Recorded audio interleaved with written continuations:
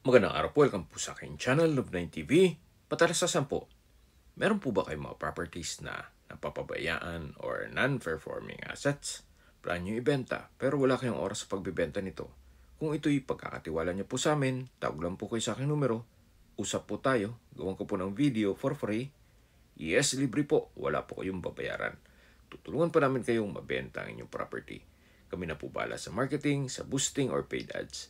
Even sa tripping, hindi na po kayo mapapagod sa pag-entertain ng mga buyers. Kami na po bahala sa lahat. Tawag lang po kayo. Nandito po tayo ngayon sa Tagaytay kung saan meron po tayong bagong video presentation, isang residential property na may lot area na 180 square meters. May floor area po ito na 160 square meters. Ito po titulado, buhay po ang may-ari. Kaya wala po kayong magiging problema sa documentation o sa transfer ng title. Ready for occupancy po ito, kaya once na ito'y na-acquire ninyo, anytime po pwede na po kayong mag-move in. Nasa loob po ito ng isang exclusive subdivision na meron pong amenities at 24 hours security. Kaya safe na safe po kayo dito. Napakatahimik po ng lugar, sariwang hangin, at malamig po ang klima. Meron na rin pong fence and gate, at ito po yung covered carport. Wala naman po dito. Ito naman po yung main door.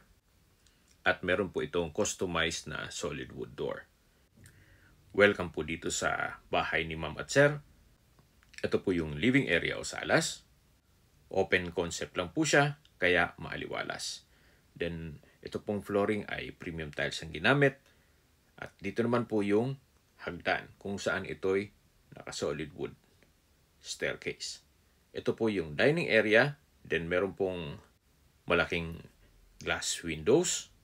Then may blinds. Meron rin pong outlet sa baba nito. At dito naman po yung breakfast nook. Naka-quartz countertop. Meron pong hanging cabinet. At dito naman po yung formal kitchen. Then may range hood. Yan po yung hanging cabinet na tinutukoy ko kanina. Ganun din po dito, may wall-mounted cabinet o kitchen cabinet at kitchen window. Naka-kitchen countertop with stainless sink with faucet, may kitchen drawer at storage ng kitchen utensils. Meron pong aluminum screen door dito, kung saan ito po'y may access naman dito sa likod ng bahay. Yan po yung concrete fence. Then meron pong ornamental plants sa paligid nito. Then meron pong setback sa palibot nitong bahay. 1 meter po yan. So balik po tayo ulit dito sa loob. Ito po yung formal kitchen. Yung breakfast nook. Then matatanaw natin yung dining area at living area. Dito naman po yung first bedroom. Kung meron man po kayong PWD or senior citizen sa pamilya, ito po yung para sa kanila. Meron po itong dalawang sliding glass windows. May blinds, maayos ang pintura ng ceiling at wall. Then naka-tile flooring. At meron din po itong wardrobe. From floor to ceiling po yan. At mula naman po dito sa first bedroom, dito naman po yung common toilet and bath. Maayos naman ang toilet fixtures. May bathroom sink, water closet, shower enclosure with overhead shower, at meron pong bathroom window with blinds. Naka-tile bathroom wall na rin po ito. Kaya po nang sabi ko sa inyo, wala po kayong ipapagawa dito. Ito po'y ready for occupancy. Okay, ito po ulit yung dining area, then yung living area, yung main door, at ito naman po yung hagdan o stairs, kung saan ito yung naka solid wood staircase at metal railing. Meron din po itong staircase window with blinds at pulido naman po ang pagkapintura dito sa staircase wall. So, dito na po tayo sa hallway. Dito po sa second floor ay meron pong 3 kwarto. Yan po yung 2 kwarto.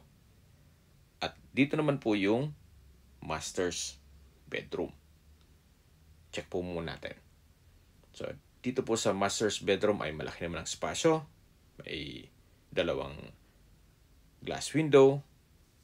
Then meron pong access door papunta sa terrace. Maayos naman ang pintura ng ceiling at wall. Meron din po itong sariling toilet and bath. Maayos naman po ang bathroom pictures. May bathroom sink. Then water closet with bidet. Shower enclosure. May overhead shower. At meron pong bathroom window with security grill. Then naka-tile bathroom wall na rin po ito. So ganun din po dito. Wala na rin po kayong ipapagawa. So labas po tayo para check natin ibang parte nitong master's bedroom. May mga outlet na rin po dito sa baba. At yan po yung wardrobe. From floor to ceiling din po yan. At meron din pong drawer sa baba nito. Check po natin itong access door na papunta dito sa balkonahe o terrace. Na meron din pong aluminum door. Yan po yung bubong. Halos bago pa po yan. At kahit po dito sa taas, maayos na maayos po ang pintura nito. Actually, bagong pintura po yan. So, nasa 300,000 din kasama yung mga rain gutters ang ginastos ni owner. Kaya wala po kayong papagawa dito. Yan po yung kapaligiran. Napakatahimik po. Very relaxing. At, syempre, safe na safe po kayo dito. Hindi lang po kayo matetempt dito sa ganda nitong property. At, syempre, sa presyo pa po nito. Gawa ng, isa na po ito sa pinakamura sa mga binebenta kong bahay dito sa Tagaytay. At mamaya po, pag-usapan natin sa dulong parte nitong video. Check po natin itong pangalawang kwarto. Sa spasyo sakto lang, hindi naman siya ganun kaliit at hindi naman ganun kalaki. Maliwalas din po siya, gawa ng meron pong dalawang malaking glass window at may blinds na rin. Then, meron din po itong wardrobe na from floor to ceiling at may drawer. So, yan po ulit yung hallway. At dito naman po yung pangatlong kwarto. Dito sa second floor, kung saan halos kasing laki lang po nung kabilang kwarto. At ganun din po, meron pong dalawang sliding glass window with blinds. At meron din pong wardrobe na from floor to ceiling. At meron ding drawer. Dito naman po yung common toilet and bath. Maayos din ang toilet fixtures. May bathroom sink, water closet. May shower enclosure. Naka-tile bathroom wall. At meron din po itong overhead shower. Bathroom window with blinds na may security grill. So far, wala po kayong ipapagawa dito. Ito po'y lilipatan na lang. So, ito po yung open below. Yan po yung, at yan po yung staircase window. Habang naglilibot po tayo at pinagmamasdan nyo po itong kabahayan, pag-usapan na natin ang distance, location at travel time. Mula po sa Mahogany Market, ang distance is 2.7 kilometers at ang travel time is 6 minutes. Mula naman po sa Tagaytay Rotonda, ang distance is 5.7 kilometers at ang travel time is 10 minutes. Sa Tagaytay Rotonda po ay kumpleto na rin gaya ng malls, hotels, restaurants, banks, at iba pang business establishments. Meron din pong schools, church, at hospital. Yan po yung lagi kong binabanggit sa inyo na dapat nyo i-consider sa paghanap ng property, yung meron pong malapit na hospital. Hindi ko naman po sinasabing sakitin kayo. Yan naman po ay for emergency purpose lang naman. At mula naman po sa bagong bukas na Calac Silang Interchange sa Aguinaldo Highway, ang distance is 20 kilometers at ang travel time is 25 minutes kasama na ang traffic. Ang Calac po ay connecting SLEX, Skyway all the way to NLEX o North Luzon Expressway at ibang parte ng Metro Manila.